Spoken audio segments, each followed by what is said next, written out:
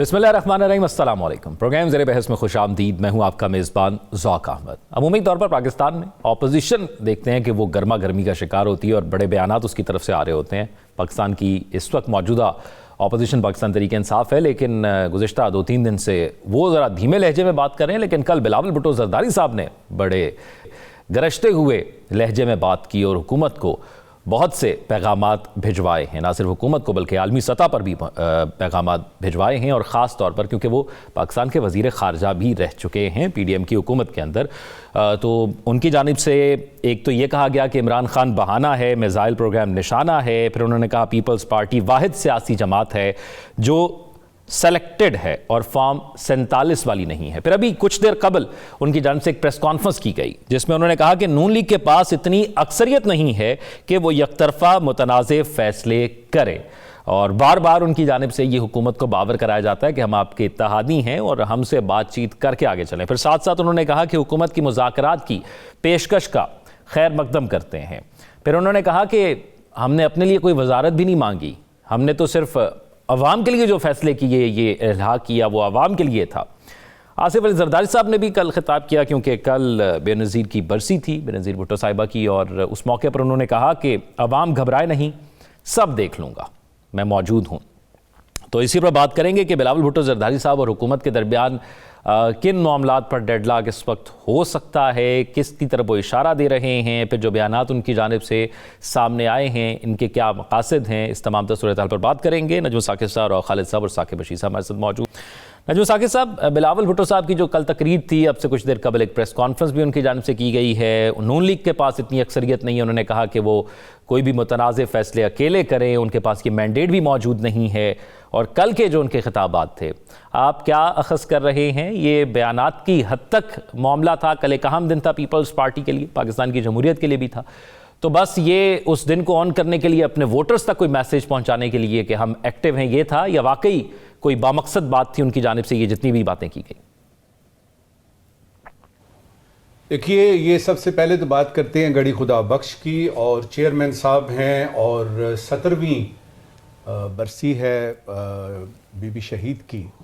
उसमें 4 बातें मैंने निकाली हैं, लेकिन इससे पहले कि मैं उन पे मुख्तसर अपना तज्ज़िया पेश करूं, ये जो आज की बातें हैं 2, जिसमें ये है कि जी नून लीग के पास अक्सरियत नहीं है, या इंटरनेट नहीं चल रहा, ये कौन सी मछलियाँ थीं जिन्होंने कि इंटरनेट का सिस्टम तबाह कर दिया, ये सारी बातें यूँ समझिए कि उस तनाजुर में लें जिस तनाजुर में कि हमें पता लगता है कि कैनाल्स में पानी तकसीम, ये वो, और 1-2 और चीज़ें जो मिली जुली हैं, ख़ासतौर पे 26वीं तरमीम के बाद की सूरत हाल जो है, उसमें बिलावल साहब को जो ख़दशात हैं इस हुकूमत से, और वो इस हुकूमत के सामने अब खुल के आ गए हैं, लेकिन कर कुछ नहीं रहे। कल की जो उनकी तकरीर थी, उसमें उन्होंने चंद अहम बातें की हैं, मैंने उनमें से 4 चुनी हैं। पहली बात उन्होंने ये की कि इमरान बहाना है, पाकिस्तान का मिसाइल प्रोग्राम जो है वो निशाना है। मुझे याद पड़ता है पिछली दफ़ा जब पाकिस्तान के मिसाइल प्रोग्राम पे लगी थी पाबंदियाँ इसी तरह की, तो उस वक्त तो इमरान खान का कोई नामो निशान भी नहीं था। फिर यह कि क्या सुपर पावर, किसी भी सुपर पावर को कोई भी सैंक्शन लगाने के लिए क्या किसी बहाने की ज़रूरत होती है? तो उसमें यह कहना कि जी वो बहाना है, देखिए इमरान खान का अलहदा एक सिलसिला है, ये मिसाइल प्रोग्राम अलहदा है। जब मई 1998 में हमने किया था, ये एटमी धमाका किया था, तो उस वक्त भी सैंक्शन लगी थी। हमने ये देखना है कि हमने उसको रिएक्ट कैसे करना है, हमने उसका सद्देबाब कैसे करना है। तो ये तो थी उनकी पहली बात। तो मेरा नहीं ख्याल कि ये खान बहाना है, ये सीधा सा हमारे मिसाइल प्रोग्राम पे, जो कि ज़्यादती है, क्योंकि इस तरह के बाकी और भी ममालिक हैं जो कर रहे हैं, तो सिर्फ हम पे ही कदगन क्यों। दूसरी बात उन्होंने की कि अवाम घबराए नहीं, मैं सब देख लूंगा। आसिफ अली ज़रदारी इससे साहब, पहले कि मैं इस पे बात करूं, मुझे जी मैं कहा आसिफ अली ज़रदारी साहब ने ये बात की। आसिफ ज़रदारी साहब ने जी ये जब ज़रदारी साहब ने कहा ना कि अवाम घबराए नहीं, मैं यानी देख लूंगा, तो मुझे वो याद आ गया कि मेरे पाकिस्तानियों, आपने घबराना नहीं है।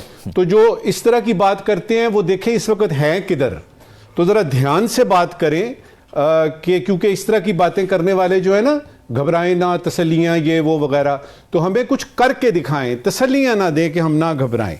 तीसरी बात मैंने उसमें से निकाली कि अपने लिए वजारत नहीं मांगी, सिर्फ अवाम का हक मांगा।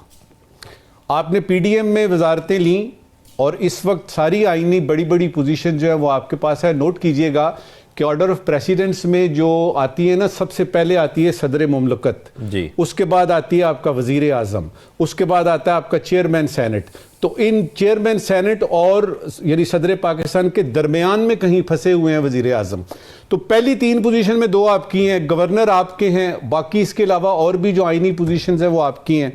तो ये कहना कि हमने अपने लिए वजारत नहीं ली, आपने इसलिए वजारत नहीं ली कि आप ब्लेम नहीं लेना चाहते, आपने इसलिए वजारत नहीं ली कि इस किस्म का जब माहौल हो तो आप कह सकें कि हुकूमत तो आपकी थी। तो वजारत लेने ना लेने की कुछ वजूहात हैं जो कि हमें समझ आती हैं, और आसिफ जरदारी साहब को जो लोग जानते हैं उनको पता है कि वो बड़े जय्यद किस्म के, ज़ीरक किस्म के सियासतदान हैं, कम से कम 15-20 साल आगे का सोचते हैं। अच्छा जी, उसके बाद आखिरी 2 बातें कहते हैं सूबों को हक मिलेगा। ज़ाहिर है इसकी बेस जो है वही है वो जिसकी मैंने अभी बात की, कैनाल्स का पानी तकसीम, ये वो जिस पे कि झगड़ा शुरू हुआ हुआ है। अच्छा, एक सूबा तो आपके पास है ना, सिंध, तो उसको तो उसके हुकूक दे देना आप, क्योंकि उस पे तो आपकी हुकूमत है, बड़े अरसे से आपकी हुकूमत है। तो सूबों को, बाकी 3 को अभी यानी गिलगित बल्तिस्तान को हम एक तरफ रखते हैं, पहले सिंध को तो देख लीजिए। फिर ये जो है ना मिलेगा, बचपन से सुनते आ रहे हैं, ये हो जाएगा, ये हो जाएगी, इसको कर लेंगे, इसको करना पड़ेगा, कुछ सख्त फैसले लेने पड़ेंगे। ये गा गे गी के चक्कर में से चेयरमैन साहब हमें प्लीज निकालिए। इसके बाद ये है कि एक वादा उन्होंने इशारे किए बहुत सारे, उन्होंने दावे भी किए, वादा नहीं किया। और मैं उस वादे को याद कराना चाहता हूं क्योंकि वो जिस बड़े आदमी के नवासे हैं और एक बड़ी खातून और एक बड़े आदमी के जो साहिबजादे हैं, मैं उनको याद कराना चाहता हूं कि जब पीपल्स पार्टी जिसके वो चेयरमैन है इस वक्त, जब वजूद में आई और उसके बाद जो नारा लगा वो था रोटी कपड़ा और मकान का। मैंने देखा कि अभी काफ़ी तकरीरें होती हैं, पीपल्स पार्टी के लोग बात करते हैं, इस पे बात नहीं होती कि ये जो आपके नाना हुजूर ने हमसे वादा किया था, अवाम से वादा किया था, और उन्होंने अगर और जिंदा रहते तो शायद इस वादे को पूरा भी कर लेते। तो आपको ये वादा याद दिलाना है कि इसकी तरफ भी आइएगा, रोटी कपड़ा और मकान, और इसको कोशिश कीजिएगा, इंशाल्लाह आप बनेंगे प्राइम मिनिस्टर। और उसके बाद ये है कि अगर इस वक्त की आखिरी बात कि अगर आपने इस वक्त भी कुछ करना है ना तो आप कर सकते हैं। आप महंगाई के खिलाफ असेंबली में बिल क्यों नहीं लेके आते? आप अवाम के लिए सेहत और तालीम के शोबों में बेहतरी लाने के लिए बिल क्यों नहीं लेके आते? मुझे ये बताइए, आप कोalition गवर्नमेंट में हैं, ये सारा कुछ तो आप कर सकते हैं। तो इस गागे की यानी गेगी के चक्कर से हमें निकालिए और पीपल्स पार्टी को देखिए, अपने नाना हुजूर को देखिए, अम्मी हुजूर को देखिए, और उसके बाद इस अवाम को देखिए जिसकी बड़ी तवक्कुआत थी पीपल्स पार्टी से, अभी भी हैं और रहेंगी भी, और आइंदा आने वाला दौर इंशाअल्लाह ताला लगता यही है, शवाहिद और कराइन यही कहते हैं कि आपका होगा। इस दफा करके दिखाइएगा। ठीक है राव साहब, क्योंकि पाकिस्तान की तारीख में जो पहली मुंतखब और जमहूरी हुकूमत थी उसने अपना टेन्योर पूरा किया, वो पाकिस्तान पीपल्स पार्टी का दौर था। उससे कबल 5 साल के लिए कोई हुकूमत नहीं मुकम्मल कर सके, लेकिन वज़ीर आज़म अभी तक अपना टेन्योर पूरा नहीं कर सके। तो क्या पाकिस्तान पीपल्स पार्टी ये चाहती है या ये मुमकिन बनाने में साथ देगी कि एक वज़ीर आज़म भी 5 साल अपना टेन्योर पूरा कर लें, जो कि इस वक्त मौजूदा वज़ीर आज़म हैं, जिनके इत्तेहादी हैं वो? मुझे तो उनकी समझ नहीं आती कि जिस किस्म के बयानात वो दे रहे हैं वो नादानी में दे रहे हैं, लाइल्मी में दे रहे हैं, या डबल टॉक कर रहे हैं। तो मैं सच्ची बात है समझने से कासिर हूँ। उनको पता नहीं कोई फीडबैक सही नहीं दे रहा, या उनको इल्म नहीं है, तारीख़ का इल्म नहीं है, चीज़ों का इल्म नहीं है, वो बातें जो करते हैं। तो मौजूदा हुकूमत के बारे में तो उन्होंने फार्म 47 का ताना भी दे दिया अब तो जमहूरियत के चैम्पियन हैं, जमहूरियत के दावेदार हैं। तो जब उनको ये इल्म है कि ये नुमाइंदा हुकूमत नहीं है तो उसके साथ बैठे क्यों हैं? और जैसे नजम साहब ने कहा आईनी ओहदे लिए हुए हैं बहुत इंपॉर्टेंट, वो क्यों लिए हैं? गवर्नर क्यों रखे हुए हैं? बलूचिस्तान की गवर्नमेंट क्यों ली हुई है? सिंध में क्यों बैठे हैं? तो वो फिर करें ना, चले सिंध में तो उनके रिप्रेजेंटेटिव गवर्नमेंट है जी, हम तो 45 वाले। तो ये मुझे लगता है सिर्फ बयानबाजी है।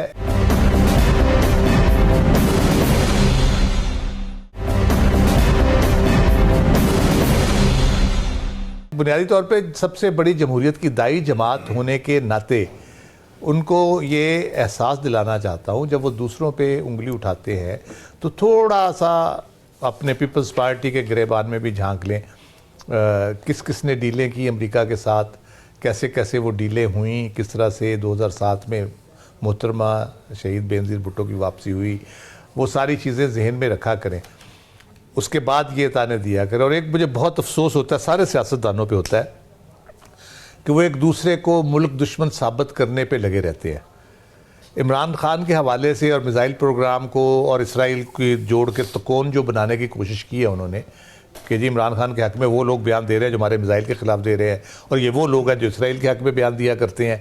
تو یہ جو ایک پیٹرن ہے نا، انہوں نے اور محترم آصف زرداری صاحب نے میاں نواز شریف صاحب کے بارے میں بھی بہت اس قسم کے الزامات، شدید الزامات لگائے، ان کے ملک دشمن ہونے کے حوالے سے، مودی کا یار ہونے کے حوالے سے، گریٹر پنجاب بنانے کے حوالے سے آصف زرداری صاحب نے کہا کہ جی یہ بنانا چاہتے ہیں۔ تو یہ چیزیں جب پھر آپ کے سامنے جب آتی ہیں نا گھوم پھر کے، آپ کو جب بھگتنی پڑتی ہیں، پھر آپ چیختے ہیں کہ جی ہمارے اوپر کیوں یہ الزام لگایا جا رہا ہے غدار ہونے کا، اور سارا سکھوں کی فہرستوں کا الزام لگا محترمہ بینظیر بھٹو پہ، جو کہ سراسر غلط تھا۔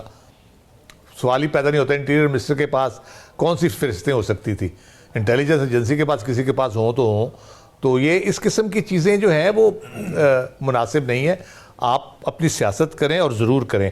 پھر آپ کولیشن کا حصہ ہیں، آپ مجھے یہ بتائیں، آپ کولیشن میں بیٹھے ہیں، اکٹھے بیٹھتے ہیں، جاتی عمرہ میں جا کے کھابے کھاتے ہیں، وہ بلاول ہاؤس آتے ہیں، آپ کی بات ہوتی ہے، صدر صاحب ادھر سے بیٹھے ہیں، تو آپ آپس میں بیٹھ کے یہ چیزیں طے کیوں نہیں کرتے؟ مسئلہ سارا یہ ہے کہ پنجاب میں مریم بی بی ان کو حصہ دینے کو تیار نہیں ہے۔ وہ کہتے ہیں چند لوگ ہیں، ان کو جو کچھ یہ مانگ رہے ہیں وہ بہت بڑا ہے ان کے جسم سے اور جثے سے جو ان کا حصہ ہے وہاں پہ۔ شہباز شریف صاحب اس میں کچھ کر نہیں سکتے، تو آپ مریم بی بی سے بات کریں نا، آصف زرداری صاحب کا نواز شریف صاحب کو کال کریں، دوست ہیں ان کے بڑے پرانے اور بڑا اکٹھا وقت گزارا ہے، چارٹر آف ڈیموکریسی بھی کیا، ان سے بات کریں، اس مسئلے کو ادھر گھر میں بیٹھ کے حل کریں۔ یا پھر یہ بتائیں کہ آصف زرداری صاحب جس خاموشی سے بیٹھے ہیں سارے معاملے پہ، ان کی تو آواز نہیں آ رہی اس پہ، جو حکومت کے ساتھ معاہدات ہوئے ہیں اس کے اوپر تو وہ ایک لفظ نہیں بولتے، وہ کیوں خاموش بیٹھے ہیں؟ کیا وہ یہ کہ چاہ رہے ہیں کہ بلاول ساری اس کمپین کا حصہ بنے، یا وہ بلاول کو آزمانا چاہتے ہیں کہ اچھا بھائی کر کے دیکھ لو، تمہیں بڑا شوق ہے سیاست کرنے کا آگے آگے ہو کے، تو ہم پھر بیٹھ کے انتظار کرتے ہیں۔ اس کے بعد جو انہوں نے ایک بات کی ہے کہ بحران ہی بحران ہے، بین الاقوامی مشکلات آنے والی ہیں۔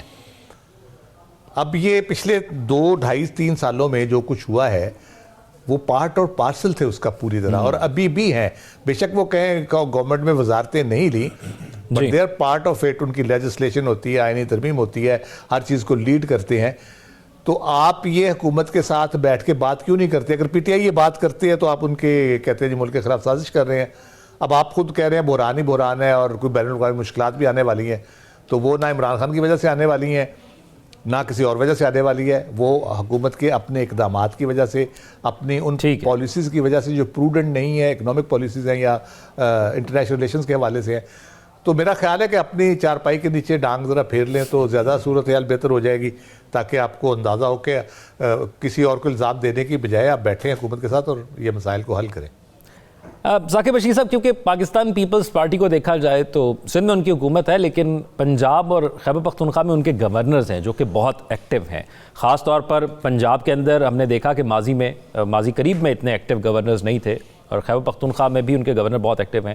تو وہ ریوائول تو چاہتے ہیں، پاکستان پیپلز پارٹی کا بنیادی مقصد تو یہی ہے، یہ تمام تر بیانات سب کچھ کے ساتھ، کہ ہم ریوائول لے سکیں۔ تو آپ کو لگتا ہے کہ جو پاپولر بیانیہ ہے وہ اس کو اپنی تقریروں کا حصہ بنا رہے ہیں تاکہ ریوائول ہو جائے؟ بالکل، وہ گورنمنٹ سے اپنے آپ کو بالکل الگ تھلگ پورٹرے کرنا چاہتے ہیں، الگ پہچان بنانا چاہتے ہیں، ایک الگ قسم کا بیانیہ جو ہے بنانا چاہتے ہیں، لیکن وہ کیسے بن سکتا ہے جب آپ پورے سسٹم کا حصہ ہیں؟ پنجاب اور کے پی کا آپ نے بتایا گورنر ہے، تو سرفراز بھگٹی صاحب جو ہے وہ وزیر اعلیٰ بلوچستان ہے اور وہ پیپلز پارٹی کا حصہ ہے، وہ نگران وزیر داخلہ تھے، اور وہ ادھر سے انہوں نے ریزائن کیا اور الیکشن لڑا، اور اس کے بعد جو ہے وہ وزیر اعلیٰ بنے ہیں۔ تو پورے سسٹم کا پیپلز پارٹی حصہ ہے، اور یہ 21 اکتوبر یہ جب 26ویں آئینی ترمیم آئی ہے اس سے پہلے تک ہمیں اس قسم کی ویسے بیان بازی اس لیول کی نظر نہیں آئی. اس کے بعد اچانک جو ہے وہ بیان بازی جو ہے وہ شروع ہوئی ہے. خاص طور پر میں انٹرنیٹ، فائر وال، وی پی این، ایکس، اس کی بات کروں گا کہ جو یہ کام جو ہے وہ 17 فروری کو ایکس بند ہوا تھا. اپریل مئی میں تقریباً گورنمنٹ کی جانب سے کوئی فائر وال لگانے کی خبریں گرم ہوئیں. پھر آئی یہ واٹس ایپ ڈاؤن ہو گیا، انٹرنیٹ ڈاؤن ہو گیا، انٹرنیٹ سلو ہو رہا ہے. کبھی سندھ میں وہ جو کہتے ہیں سمندر میں جو ہے وہ مچھلی جو ہے وہ تار کاٹ کے چلی گئی، تو اس طرح کی باتیں. تو یہ ابھی ریسنٹلی میں نے دیکھا ہے کہ آج بھی انہوں نے بہت زیادہ اس پہ بات کی، اور تقریباً آج سے ایک ہفتہ پہلے بھی انہوں نے جب تقریر کی تھی تو انٹرنیٹ کی بندش پہ انہوں نے کہا کہ آپ نے 70% جو عوام ہے، لوگ ہے، یا جو ینگ ہے، جنریشن ہے، اس کو اپنے خلاف کر لیا ہے. آپ سرمایہ کاری کیسے کر سکتے ہیں، اور بھارت اور چین کتنا آگے نکل گئے ہیں اور ڈیجیٹل ورلڈ میں، اور آپ ابھی تک جو ہے وہ انٹرنیٹ سلو کر رہے ہیں. تو یہ سارا کچھ پیپلز پارٹی اس کا حصہ تھی، اور ہر جگہ پہ ہر قسم کی لیجسلیشن پہ ان کی جتنی وہ جو گورنمنٹ ہے جو بھی انیشیٹ کرتی ہے چیزیں، اس میں پیپلز پارٹی کو آن بورڈ رکھا جاتا ہے.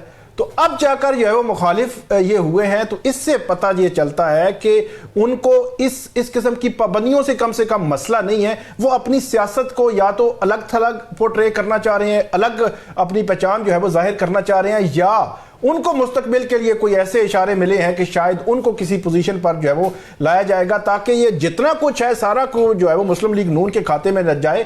انہوں نے ایک آج بات کی اور بھی.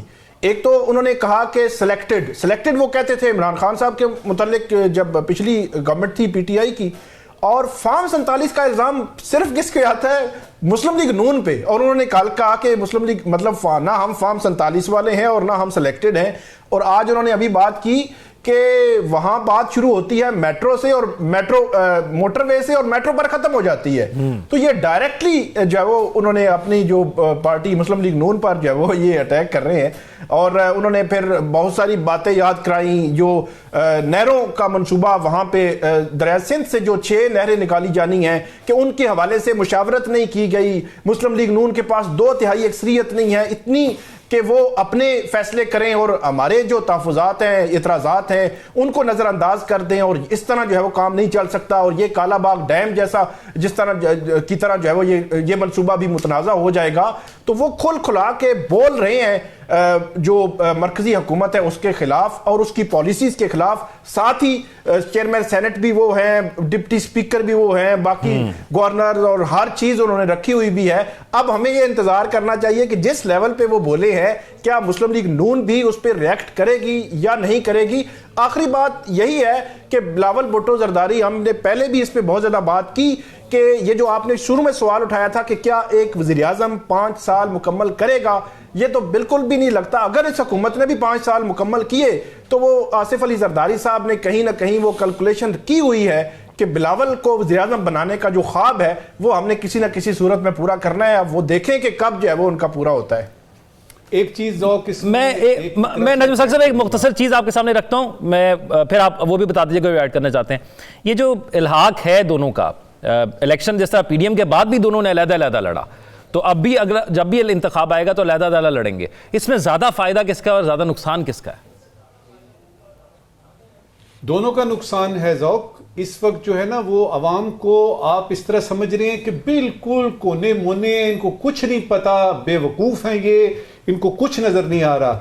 دیکھیے اگر میرے پاکستان میں فری اینڈ فیئر الیکشن ہوتا ہے نا تو لگ پتا جائے گا. اور یہ ان دونوں پارٹیوں کو پتا ہے کہ، اور ان کو ڈر یہی ہے کہ کہیں فری اینڈ فیئر ہو نہ جائے. دیکھیے میں نے جو بات ایڈ کرنی تھی نا وہ آپ کو یعنی بتانا چاہتا ہوں کہ یہ کہہ دینا کہ جی آپ حکومت نہیں ٹھیک چلا رہے، ہم کولیشن پارٹنر ہیں لیکن آپ یہ کچھ کر رہے ہیں، یہ ساری سیاسی بیان بازیاں ہیں. نمبر 1. نمبر 2، اگر آپ نے ری ایکشن دینا ہے نا تو اسمبلیوں سے آپ یعنی اپوزیشن میں کیوں نہیں چلے جاتے؟ اتنے بڑے بڑے الزامات ہم لگا رہے ہیں چیئرمین صاحب، تو آپ کچھ کر کے دکھائیں نا. صرف یہ کہہ دینا کہ جی وہ یہ نہیں کر رہے، وہ نہیں کر رہے، تو یہ تو اپوزیشن کا کام ہوتا ہے. تو آپ کولیشن میں ہوتے ہوئے اپوزیشن کا کام کر رہے ہیں، جو کہ کم از کم میری پولیٹیکل سائنس کے نالج میں یہ بات نہیں آ رہی. میں راؤ صاحب مختصراً آپ سے ایک چیز جاننا چاہوں کہ پیپلز پارٹی نے پہلے آفر پاکستان تحریک انصاف کو کی، پھر وہ نون لیگ کی طرف آئے. اب اگر पाकिस्तान पीपल्स पार्टी के साथ नून लीग या पीटीआई शामिल नहीं आते तो हुकूमत नहीं बन पाती। तो पाकिस्तान पीपल्स पार्टी कुर्बानी दे रही है हुकूमत बनाने के लिए ताकि जमहूरियत आगे चले। पीटीआई को ऑफर तो ज़रूर की थी, लेकिन फिर क्या हुआ? फिर वो मिसरा है बड़ा मशहूर, अपने अपने बेवफाओं ने हमें यकजा किया। मैंने इसमें अमेंडमेंट की है, अपने सारे कर्म फरमाओं ने हमें यकजा किया। एक ब्रेक की तरफ चलते हैं, ब्रेक के बाद आते हैं फिर तो बात और अहम मौजू के हवाले से स्टे विद अस।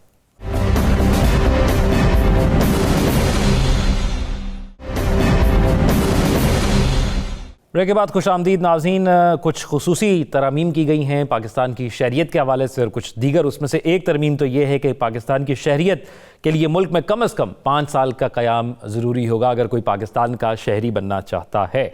और पाकिस्तान में बतौर महाजिर और सिफारतकार क़याम की मुद्दत शहरियों के लिए अहलियत तसव्वुर नहीं होगी। एक तो ये मामला है। एक मामला ये है जिसका हमें पूरी दुनिया के अंदर सामना करना पड़ता है हज़ीमत के तौर पर, जब ख़ास तौर पर गल्फ़ कंट्रीज़ के अंदर पाकिस्तानी जाते हैं। और अब हम सोशल मीडिया पर देखते हैं कि पाकिस्तानी ख़ुद इस हवाले से भी बहुत सी कार्रवाइयाँ कर रहे हैं, इक़दाम कर रहे हैं कि जब वो देखते हैं कि वहाँ पर कोई पाकिस्तानी ख़ास तौर पर सऊदीया के अंदर मजहबी मकामात के इर्द गिर्द मांग रहा होता है, बतौर भिखारी वहाँ पर मौजूद होता है, तो वो ख़ुद वीडियो बना के पूछते हैं कि भाई तुम यहाँ पे क्या कर रहे हो, तुम्हारी वजह से हमें मुश्किलात होती हैं। यानी जो लोग वहाँ पर जॉब के लिए जाते हैं या अपने कारोबार के लिए जाते हैं उन लोगों को भी फिर मुश्किलात होती हैं। और वो जो लोग मांगने जाते हैं उनको बारहा बाहर की हुकूमतें कह चुकी हैं पाकिस्तान के हवाले से, पाकिस्तान को भी कि भाई इनको रोकें। हमने देखा कि कुछ लोगों को मुल्तान से जाते हुए रोका गया था कुछ अर्सा कबल, तो यहाँ से उनको किस तरह लेकर जाया जाता है और उसको किस तरह रोका जा सकता है और इसका कितना नुकसान है हमें, इस पर हम बात करते हैं। नजम साकिब साहब, ये वो एक ऐसी शर्मिंदगी है जो हमारे ही लोग वहाँ पर जाकर हमारे लिए पैदा करते हैं, तो इसका सद्देबाब क्या है? और आउट भी हो गया। इसका सद्देबाब पाकिस्तान में है, बताता हूँ कैसे। क्विकली सबसे पहले तो ये देखते हैं कि ये जो भिखारी का लफ्ज़ है, कुछ अर्सा पहले मोहतरम शहबाज शरीफ साहब ने फरमाया, याद दहानी कराई कि बेगर्स कांट बी चूज़र्स। तो पहली बात तो ये है। दूसरा ये है कि इस पे भिखारियों की बहुत सारी किस्में होती हैं। एक कुछ किस्म के भी भिखारी हैं जिस तरह कोलंबिया है, हेटी है, पेक्सिको है, जो करोड़ों लाखों डॉलर लेने के लिए, भीख मांगने के लिए IMF के पास जाते हैं, वर्ल्ड बैंक के पास जाते हैं, वो भी भिखारी हैं। फिर एक हैं मेरे जैसे जो कि इंसाफ की भीख मांगते हैं, उनको इंसाफ चाहिए, वो भी भिखारी हैं। उसके बाद ये है कि कारपेट बैगर्स भी हमने सुना, वो भी होते हैं अल्हम्दुलिल्लाह, पाकिस्तान में बहुत हैं। फिर ये कि रोटी के लिए भीख मांगते हैं, और फिर भिखारी होना एक प्रोफेशन भी है।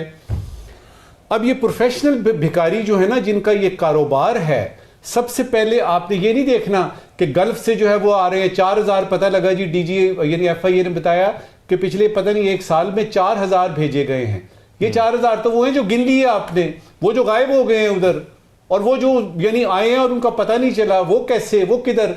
फिर ये कहना कि जी इनको इधर से रोका जाए, आप कैसे रोक सकते हैं? क्योंकि ये भिखारी कह के तो जाते नहीं हैं, ये तो जाते हैं उम्रा करने के लिए, हज करने के लिए, कोई विजिट वीजा लेते हैं, किसी किस्म का कोई ट्रांजिट वीजा लेते हैं और चले जाते हैं। तो आप वीजे रुकवा लेंगे, ठीक है, आप पासपोर्ट बनाने बंद कर देंगे, या आप एयरलाइंस वालों से कहेंगे कि जी ये करना क्या है? सबसे पहले इन भिखमंगों को, इन भिखारियों को पाकिस्तान में देखिए कैसे एड्रेस करना है। और उसके लिए सबसे ज्यादा जरूरी चीज ये है कि आप अपने मुल्क में रोजगार के मौके पैदा करें, ताकि कोई किसका दिल चाहता है कि वो बाजार में जाके मांगे, ताकि किसी को मांगने की जरूरत ना पड़े। राव साहब, ये जो 2 इक़दाम हमारे सामने आए हैं इस मीटिंग के बाद, उसमें कहा गया कि एक तो पासपोर्ट जब्त कर लिए जाएंगे और एक भारी जुर्माना होगा। ये तो जो वहां पर जाकर मांगना शुरू कर देगा ये उसके बाद होगा, यहां पर क्या करना है? देखिए, 2 इंपॉर्टेंट चीज़ें हैं, बिल्कुल इसी पे मैं बात करना चाह रहा था। एक थोड़ी सी बैकग्राउंड में बता दूं, हमारे यहाँ से अफ़गानी हो गए, बर्मी हो गए, बंगाली हो गए, वो जाली शनाख्ती कार्ड और जाली पासपोर्ट लेके यहाँ से हमारे सिस्टम को चीट करके वो उस पे जाके भीख भी मांगते हैं और स्मगलिंग में भी मुलव्वस रहे हैं। कुवैत ने आपका दाखिला बंद किया हुआ, वीज़े बंद किए हुए हैं इसी वजह से। अब UAE ने यही इक़दाम किया भिखारियों की वजह से आपके। तो ये सबसे पहले तो हमें अपना जो नादरा का सिस्टम है, जो पासपोर्ट सिस्टम है, अगरचे बहुत अच्छा है लेकिन स्टिल उसमें लूप होल्स है। नादरा के 87 लोगों को सैक किया गया था, पकड़ा गया था, इस सारे मामले पता नहीं सज़ा क्या हुई उनको। تو یہ سسٹم ہمیں سب سے پہلے یہ بنیادی طور پر ٹھیک کرنے کی ضرورت ہے. دوسرا, ہمارے سب سے زیادہ جو جاتے ہیں لوگ وہ سعودی عرب میں جاتے ہیں, اور یہاں پہ جو ایجنٹس ہیں, اب ایجنٹس کے لیے بھی سزا تجویز کی جائے, جو کہ بہت اچھی بات ہے. یہاں کے جو ایجنٹس ہیں انہوں نے کچھ جگاڑ لگائی ہوئی ہے, مجھے نہیں پتا, یہ سعودی ایمبیسی کو بھی دیکھنا چاہیے. سفیر بڑے اچھے ہیں ان کے, جو نواف المالکی صاحب یہاں پہ ہیں, ان کو بھی دیکھنا چاہیے. اور محسن نقوی صاحب اسی سلسلے میں سعودی عرب کا دورہ بھی کر کے آئے ہیں, ان کا سسٹم دیکھا ہے پورا. وہاں پہ جب جاتے ہیں لوگ, رجسٹر جو ہوتے ہیں, تو اس سارے پوری سسٹم کو دیکھ کے یہ دو ایشوز کے اوپر بڑا پرٹیکولرلی کام کرنے کی ضرورت ہے. سعودی ایمبیسی میں جو ویزا ایشو ہوتا ہے, ایجنٹس جو ہیں, جو ڈیوبیس قسم کے ایجنٹس ہیں, ان کو بلیک لسٹ کرنے کی ضرورت ہے. دوسرا, ہمارے اپنے سسٹم کو بہت زیادہ افیکٹو بنانے کی ضرورت ہے, اور اس میں وزارت خارجہ اور وزارت داخلہ مل کے بھی کام کر سکتے ہیں, بڑا افیکٹولی کر بھی رہے ہیں, اور میرا خیال ہے یہ بات بہتر ہوگی اور ہمیں زیادہ مزید شرمندگی سے بچائیں گے. بالکل ایسا ہی ہے, یہ مزید شرمندگی سے بچائیں گے. لیکن ثاقب بشیر صاحب, کیونکہ پاکستان سے, جیسے نجم ثاقب صاحب نے بات کی کہ روزگار کے مواقع یہاں پر پیدا کرنے کی ضرورت ہے, تو وہ روزگار کے مواقع نہیں ہیں تو لوگ بیرون ملک جاتے ہیں. خاص طور پر اب گلف کنٹریز میں UAE ہم جاتے ہیں, وہاں پر اب ویزا نہیں ملتا کوئی اگر اپنی نوکری کی تلاش کے لیے جانا چاہے. اسی طرح اور دیگر ممالک کے حوالے سے پالیسی سخت کر دی گئی ہیں, تو پھر مزید نقصان ہو رہا ہے اس چیز کا کہ جو بھیکاری وہاں پر جا کر ہمارے نقصان پیدا کر رہے ہیں. اچھا, اس لحاظ سے میرا جو موقف ہے وہ یہ ہے کہ یہاں پہ فرض کریں کہ مواقع نہیں ہیں, اس کے باوجود بھی ایسا کام تو نہیں کرنا چاہیے کسی کو کہ وہ اس ملک کے لیے جو وہ شرمندگی کا باعث بنے. پہلے ہی پاکستان کے پاسپورٹ کی وہ عزت توقیر مرتبہ وہ نہیں ہے دنیا کی نظر میں, تو مزید شرمندگی کا باعث بنے. اور خاص طور پر جو مسلم ممالک ہیں, اور خاص طور پر آپ مذہب کو استعمال کریں اور مذہبی جو وہاں مقامات ہیں, عمرہ کے لیے آپ جا رہے ہیں, یا عراق کے حوالے سے بھی جو زائرین جاتے ہیں وہاں پہ بھی اس قسم کی شکایات آئی ہیں. جو خلیجی ممالک ہیں ان کی بھی, اور باقی جو ممالک ہیں وہ بھی اس قسم کی شکایات کر رہے ہیں. اور انہیں جب یہ سمری تیار کی گئی ہے تو اس میں خاص طور پر ان شکایات کا حوالہ دیا گیا ہے کہ اس کی وجہ سے ہم یہ پالیسی بنا رہے ہیں, اور اب ہمیں یہ کام جو ہے وہ کرنا پڑ رہا ہے کہ ان لوگوں کے پاسپورٹ کینسل ہوں گے, ان کے خلاف جو ہے وہ 50,000 جرمانہ رکھا گیا. یہ جرمانہ بڑھانے کی بھی ابھی تجویز ہے کہ یہ جرمانہ کم ہے, اس کو بڑھایا جائے اور یہ اس کو سٹرکٹلی روکا جائے. کیونکہ یہ تو ابھی میں پڑھ رہا تھا کچھ رپورٹس کہ ملتان ایئرپورٹ سے کچھ FIA کے لوگوں نے کچھ گرفتاریاں کی, جانے سے پہلے ان کا چیک کیا کہ وہاں پہ ان کے رہائش کے انتظامات اور ان کے پاس اتنے ہیں جو مالی طور پر وہ مضبوط کہ وہاں پہ وہ رہ سکیں, یا اس کے سارے معاملات تو وہ ثابت نہیں کر سکے وہ لوگ, اور اس کے بعد ان کو اریسٹ بھی کیا گیا. انہوں نے مانا بھی کہ اس قسم کی وہ وہاں پہ بیکاری بن کے وہ مانگتے ہیں. تو اس کو روکنے کے لیے بالکل زیرو ٹالرنس ہونی چاہیے, سخت پالیسی ہونی چاہیے. کیونکہ یہ تو سیدھی بات ہے کہ اگر وہاں جا کر کسی نے کوئی کام کرنا ہے, ورک ویزا لینا ہے یا کوئی بھی, وہ تو ایک الگ بات ہے, لیکن اس طرح تو ملک کی جو ہے وہ بدنامی ہوتی ہے. اور وہ بھی مسلم ممالک جو ہے وہ اب ہمارے خلاف, اب UAE کے حوالے سے بھی آ رہا تھا کہ ان کی پالیسی بھی سخت ہو رہی ہے ویزا کے حوالے سے. اس کے علاوہ بھی اور بھی اقدامات ہیں جو ہمارے ملک کے لیے شرمندگی کا باعث بنتے ہیں. تو کم سے کم اس ملک کا شہری ہونے کے ناطے ہماری اتنی تو ذمہ داری ہے کہ جتنا ہم کر سکتے ہیں کنٹریبیوٹ اتنا تو کریں, اپنے ملک کے لیے شرمندگی کا باعث تو نہ بنے. میں راؤ صاحب ایک چیز اگر جاننا چاہوں مختصر, کہ کیونکہ یہ گروپس میں جاتے ہیں لوگ جو ہم نے دیکھا, تو ان کو روکنا اتنا مشکل کیوں ہے؟ کیا ہم کوئی چیک اینڈ بیلنس کی پالیسی جب یہ ویزا اپلائی کرتے ہیں تو پاکستان کی حد تک کیوں نہیں بنا لیتے؟ آپ نے سعودیہ ایمبیسی کا ذکر کیا کہ وہ چیک کریں کہ ان لوگوں کا بیک گراؤنڈ کیا ہے, یہ کیا کام کرتے ہیں, کیونکہ پروفیشنل بھیکاری ہیں نا زیادہ تر, جو یہاں پہ بھی یہی کام کرتے ہوں گے جو وہاں پہ کر رہے ہیں. ایگزیکٹلی یہ ریکٹ ہے پورا, اس کے لیے پتہ ہے سب کو. جیسے یہ ڈنکی والے جاتے ہیں نا جو باہر, اسی طرح کی یہ ایجنٹس کے ادھر بھی ایک ریکٹ ہے پورا جو یہ ان کو آپریٹ کرتا ہے. ملتان اور سندھ کے کچھ علاقے پرٹیکولرلی ان سے یہ بہت ہوتی ہیں یہ چیزیں, اور بڑے انفلوئنشل لوگ اس میں شامل ہیں. میں بڑے وثوق سے آپ کو بتا سکتا ہوں, 90s میں نے اس میں بہت کام کیا تھا, اور ایسے نام ہے کہ آپ پریشان ہو جائیں گے ان کے نام سن کے. بتائیں راؤ صاحب کوئی نام ریکٹ میں ہے جن کے سیاسی بیک گراؤنڈ بھی ہے. تو اس لیے یہ جو ہے نا بہت ضروری ہے کہ ہمیں ہر طریقے سے پاکستان کی عزت اور وقار کا خیال کرنا چاہیے, اور خاص طور پہ ان لوگوں کو جو اپنے آپ کو عوامی نمائندے بھی کہتے ہیں اور اس کام میں بھی ملوث ہے. تو اس لیے اس چیز کو بڑا سیریسلی لینا چاہیے, اور حکومت کو بڑا راست اقدام کرنے چاہیے ایسے لوگوں کے حوالے سے. بالکل ایسے ہی, اور سیریسلی پہلے لے لینا چاہیے تھا. بڑی دیر کر دی, پابندیاں لگنے کے بعد, سب کچھ ہونے کے بعد اس پر کیا. ابھی بھی اتنی تاخیر نہیں ہوئی, لیکن جو بھی اقدامات کر رہے ہیں اس کو پورے طریقے سے کریں. نجم ثاقب صاحب, آج کے سوالات. جی شکریہ ذوق. ایک ضروری سوال ہے اور ایک غیر ضروری سوال ہے. پہلے ضروری سوال. PMLN کے ایک رہنما نے فرمایا ہے کہ سزا جزا کے بغیر ریاست کا نظام نہیں چل سکتا. سزا جزا کے بغیر ریاست کا نظام نہیں چل سکتا. ضروری سوال یہ ہے کہ ٹھیک ہے سزا جزا بہت ضروری ہے, کیا ظلم اور ناانصافی کے ہوتے ہوئے ریاست کا نظام چل سکتا ہے؟ آج کا غیر ضروری سوال. بشار الاسد کی اہلیہ نے طلاق کے لیے روسی عدالت میں درخواست دے دی ہے. غیر ضروری سوال یہ ہے محترمہ, شام کے معزول صدر کے مستقبل سے مایوس ہو کر طلاق مانگ رہی ہیں یا ان کی شادی زبردستی کرائی گئی تھی؟ ہمارے ناظرین اپنے فیڈ بیک سے آگاہ سوشل میڈیا پر ان سوالات کا اور پروگرام کا بھی اپنا خیال رکھیے گا. اللہ حافظ.